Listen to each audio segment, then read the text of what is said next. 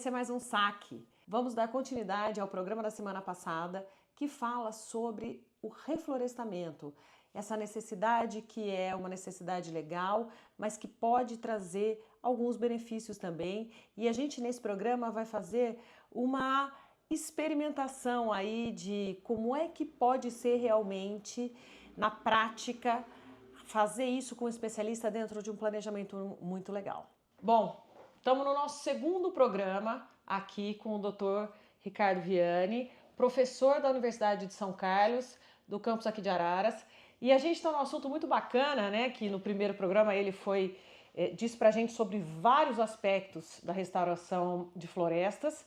E agora nós vamos aqui fazer uma brincadeira, que por enquanto é brincadeira, mas quem quiser me doar 100 hectares eu estou tranquila, vou fazer com ele aí uma restauração. Eu também, viu? Nós vamos fazer aqui uma simulação, né? Ele vai me dar aqui uma consultoria. Então, dentro da nossa simulação, a gente vai fazer o seguinte. Bom, em primeiro lugar, né? Muito obrigada pelo nosso segundo programa junto aqui, pô. E eu tenho certeza que a gente está esclarecendo muita coisa para muita gente. Tá engrandecendo aqui a nossa burrice, porque muita coisa diferente, muita coisa bacana mesmo. Bom, nós temos aqui, então eu sou proprietária de 100 hectares, eu estou dentro de um município, que está dentro de um estado específico, a gente já conhece a lei ali, eu recebi uma notificação de que eu preciso me adequar às leis ali, e dentro dessas leis eu preciso ter a APP, ou, enfim, eu tenho que ter 20% de floresta na minha propriedade. Como é que eu vou fazer? Eu não tenho nada. Uma propriedade antiga, eu não tenho nada. Como é que eu começo?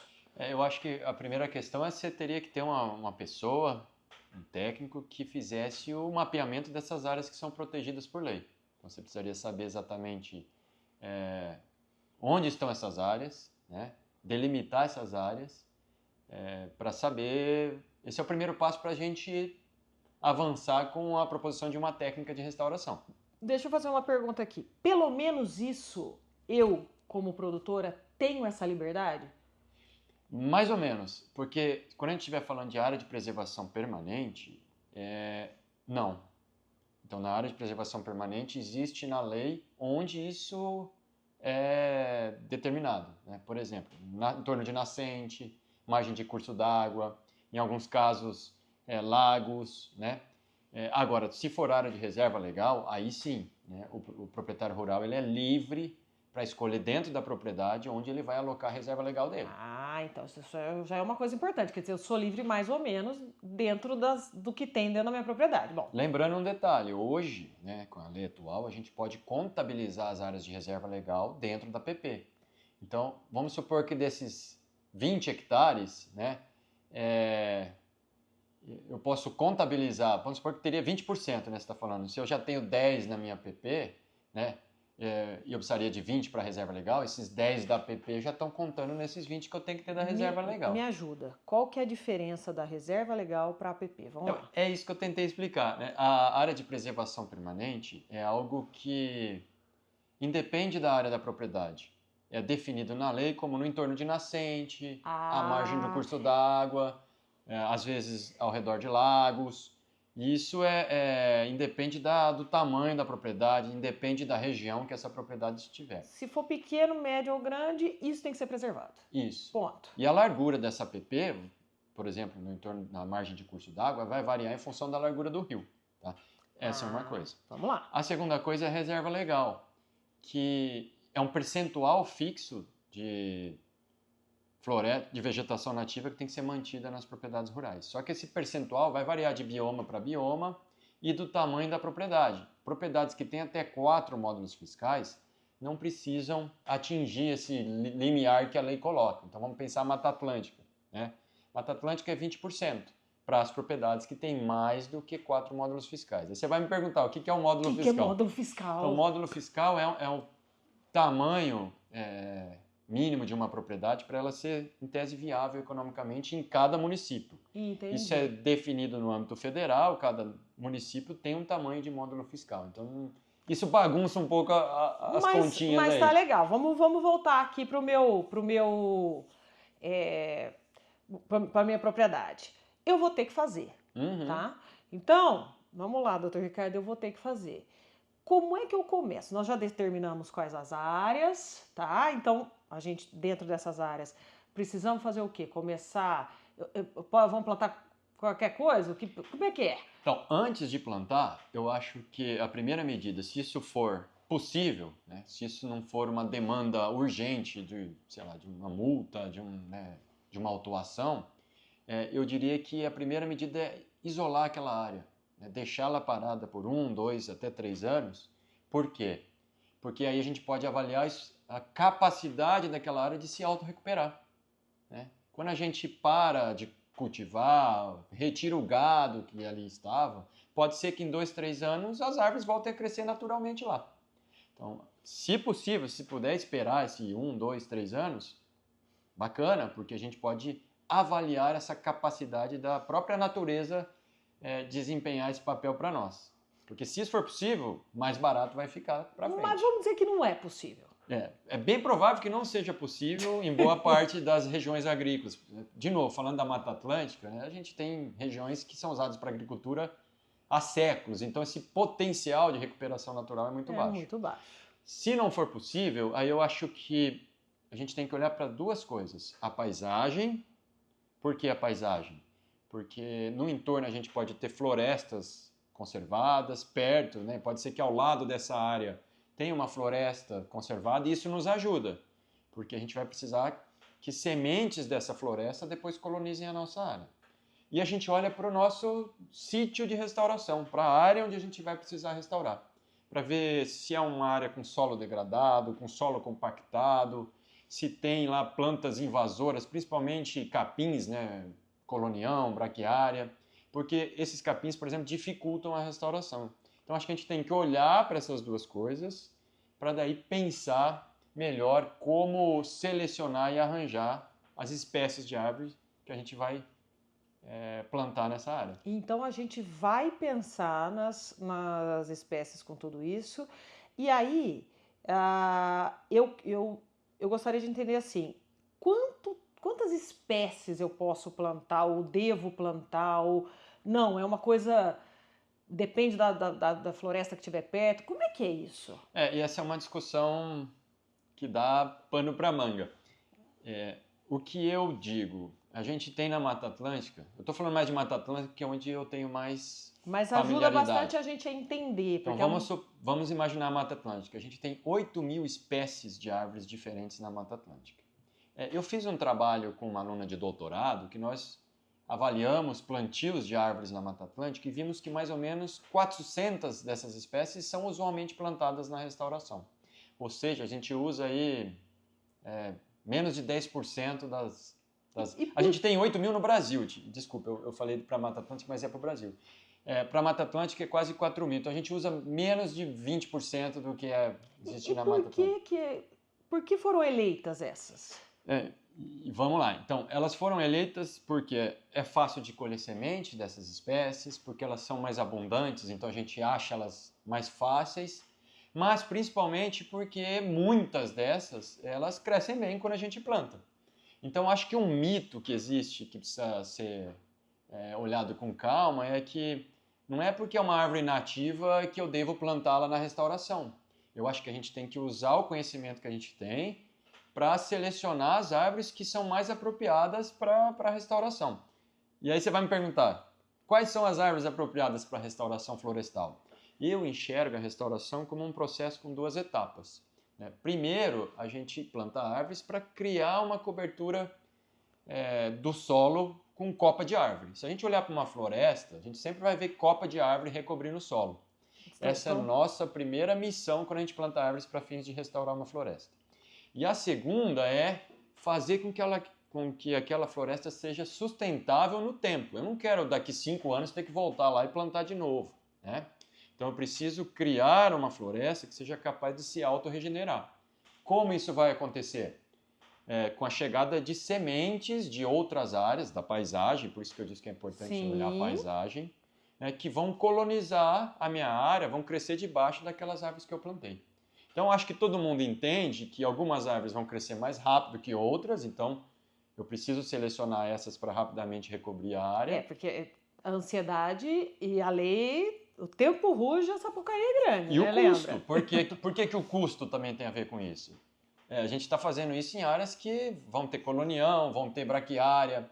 Então, quanto mais rápido eu sombrear essa floresta, né, menos eu vou gastar com herbicida, por exemplo, para controlar esses capins que são indesejáveis naquela situação.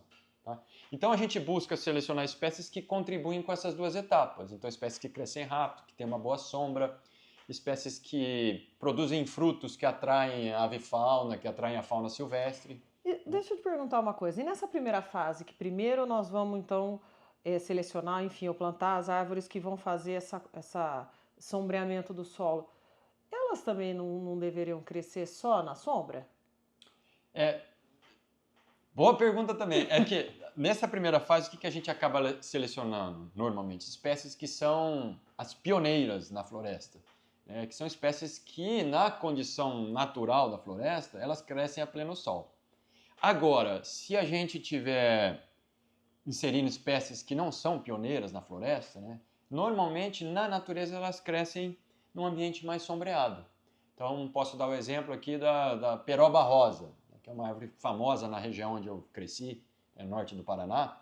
Ela é uma árvore que na natureza cresce na sombra de outras. Mas a gente já tem estudos que mostram que em plantios elas tendem a crescer mais quando expostas a pleno sol. Então, mesmo nesses casos, eu acho que vale a pena plantar a pleno sol. Nossa, então peraí, então vamos conversar. Bom, então a gente entendeu, nós temos duas fases, você me explicou, eu já sei quanto que eu tenho que plantar, nós selecionamos aí as nossas, de acordo com a nossa paisagem e tudo mais, as nossas árvores e tal, e eu vou precisar entender como eu vou fazer um planejamento, porque eu preciso saber quanto custa isso. Vamos lá. Se a gente estiver falando de plantio de árvores, eu diria, vai variar, claro, mas de região para região, da disponibilidade de mudas, da logística e tal, mas a gente está falando de 20 a 30 mil reais por hectare. A semeadura de árvores é um pouco mais barata, porque você elimina uma etapa de plantio de mudas, né? Você não precisa comprar muda de viveiro, mas a gente está falando aí de valores próximos a isso, 20, 30 mil reais por hectare. Eu confesso para você que a gente falou bastante no outro programa que não é barato, não é barato, não é barato. Realmente, barato não é, ainda mais quando a gente está falando de um plantio que a rentabilidade pode não existir, né? Porque a gente falou no outro programa sobre a possível rentabilidade em cima da área ainda. A gente vai falar mais um pouquinho disso. Mas, perto do que a gente tem de ônus e uma multa e o benefício que isso vem, o bônus pela sociedade, enfim, eu achei, confesso para você que eu não achei que fosse mais caro que isso, tá? Perfeito. E aí conta para mim, a gente vai fazer esse plantio e eu ainda tenho, como você estava me dizendo, a possibilidade de fazer isso com algumas espécies que possivelmente lá na frente, né, estamos caminhando para uma legislação para isso, possivelmente eu ainda consiga ter algum tipo de benefício econômico em cima disso, né? E isso são quais benefícios que a gente pode ter? Eu acho que hoje, como eu disse, cada vez mais a gente enxerga a restauração como algo que precisa ser visto também como uma atividade que gere renda, né? Existem várias possibilidades de renda que não são ainda tão disponíveis assim, mas uma delas é a produção de madeira. Então a gente pode buscar modelos de restauração que tenham árvores madeireiras que possam ser cortadas 30 anos depois do plantio, por exemplo. E a outra que eu destaco é a questão do carbono, né? Cada vez mais tem sido colocada a questão do carbono, né? Os créditos de carbono estão aquecidos no mercado. Sim. E os créditos que provêm de atividades como a restauração de florestas costumam ter um valor maior, porque tem todo um apelo de conservação da biodiversidade, né, por trás, e eu acho que isso torna o preço desse crédito um pouco maior do que crédito de carbono provindo de outras atividades, né? Me fala uma coisa, falando de crédito de carbono, que é um assunto que a gente tem bastante curiosidade, né? A maior dificuldade eu acho que é mensurar isso, né? Como é que a gente consegue dentro, vocês têm alguma tecnologia ou você me indica alguma, né? Você está me dando aí uma consultoria, como é que eu vou mensurar isso? A gente mensura o quanto está sendo fixado de carbono no plantio de árvores pelo que a gente chama de inventário florestal. Então, hoje, né, a gente vai para campo e mede essas árvores. E existem formas da gente transformar as medidas que a gente toma numa árvore, de altura, de diâmetro do tronco, enquanto ela tem de biomassa e depois carbono. Isso está bem desenvolvido, mas o que a gente tem avançado cada vez mais é em formas de fazer isso remotamente. Então, hoje já existem acho que já existe tecnologia desenvolvida para a gente fazer isso usando um drone. Né? Você gera uma imagem com drone, pode ser, por exemplo, um sensor LiDAR, que é um sensor que nos permite traçar a floresta em 3 dimensões e a gente consegue calcular o quanto que uma floresta tem de biomassa usando um sensoramento remoto. Então, acho que essas ferramentas, hoje a gente já faz muita coisa. Que com certeza vão surgir aí para fazer esse cálculo cada vez mais simples, né? Uhum. Porque eu acho que o maior problema realmente hoje ainda em vários plantios aí é como é que mensura, né? Eu acho que você colocou isso como um grande desafio. Para mim, o maior desafio, na verdade, é a questão da adicionalidade no crédito de carbono. Porque para a gente ter o crédito de carbono validado pelas principais certificadoras e tal, a gente tem que provar o que a gente chama de adicionalidade. Então tem que mostrar que aquele crédito de carbono que eu estou gerando, ele só existe, só está surgindo ali de fato, porque eu tenho um projeto de carbono. Se aquilo tivesse sendo gerado independentemente de um projeto de carbono existir ou não, ele não é adicional. Mesmo que eu tenha essa adicionalidade, eu tenho que provar isso, eu tenho que passar esse meu crédito de carbono por uma certificadora. Então, essa questão de provar a adicionalidade e de validar o meu crédito de carbono, eu acho que ainda é uma etapa difícil, porque ela é cara, porque ela envolve uma terceira instituição que tem que ir lá e monitorar a minha área. Né? Então, por acho isso que essa é uma questão. Esse planejamento também feito desde o início, como nós estamos fazendo aqui na minha propriedade, é interessante, porque você consegue ter métricas disso do início até uma possível certificadora estando lá, né? Então, já recebendo a informação, um histórico pronto aí para poder trabalhar, né? Uhum, sem dúvida. Acho que planejamento está em tudo, né? Eu acho que a restauração florestal evoluiu muito nas últimas décadas e eu acho que hoje é bem claro que não é meramente plantar árvores, sabe? Sim. Eu lembro quando eu comecei a atuar com isso, logo que eu me formei, né? Eu iniciei minha carreira como acadêmico, que as pessoas imaginavam restaurar uma floresta como simplesmente, planta aquelas árvores nativas e boa. Eu acho que hoje a gente avançou muito, né, em como fazer isso, em planejar essa atividade. Eu disse para você que antes de sair plantando árvores, a gente estuda a paisagem, olha o entorno, a gente olha o sítio que a gente vai restaurar. E eu acho que tudo isso faz parte do planejamento. Né? Eu costumo fazer a analogia da restauração de florestas com a atuação de um médico. Né? Um bom restaurador de florestas é aquele que atua como um bom médico. O que um bom médico faz?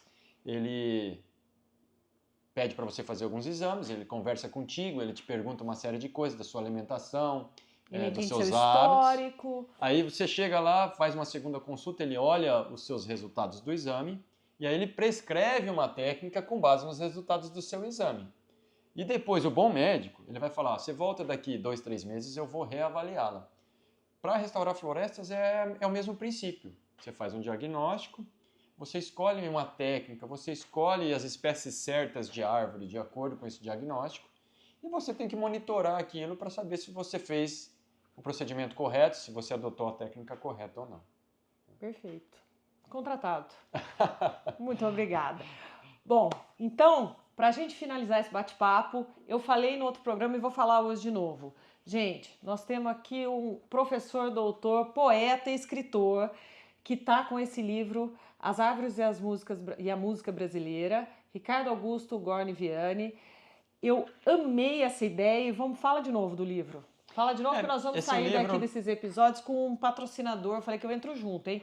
Com um patrocinador para a gente colocar volumes físicos por aí. Vamos lá. Vamos lá. Esse livro ele une 2 temas que eu gosto muito, árvores e música. E é um livro que traz canções que falam sobre árvores na música brasileira. São mais de 600 canções tem artistas de todos os gêneros musicais, do rock à música regional, né? E posso abrir para mostrar? Por favor. Então, para mostrar como ele funciona. Até eu quero entender aqui direito que eu comecei Vou escolher uma a espécie mexer. bem legal aqui, ó. Abri aqui na peroba, né? Então, Ó, vamos lá. não sei se dá para ver. Aqui tem a descrição da peroba, tem trechos das canções que falam sobre a peroba. E o legal é que aqui tem um QR Code que a pessoa pode vir aqui com o celular. Como ainda não tem a versão física, a pessoa pode, na versão digital, clicar aqui, isso vai abrir para um programa de streaming que vão ter as canções que eu citei. E aí tem as imagens das diferentes árvores que são chamadas, por exemplo, de peroba, né? Então é um livro bastante visual. Esse livro você consegue hoje, qualquer pessoa que vá, então, com o título do livro aqui, ó, As Árvores da Música Brasileira, Ricardo Augusto Gorni Vianney, consegue baixar o livro digital, Perfeito. Gratuito, mas a gente quer fazer, a gente vai rodar esse livro ainda, Ri. Certo. Vamos lá. Muito obrigada. Eu que agradeço. Obrigado por estar com a gente aqui mais uma vez. A gente vai conversar mais, ele vai trazendo mais novidades pra gente e a gente conseguiu fazer vários esclarecimentos hoje. Muito obrigada. Eu que agradeço pela oportunidade.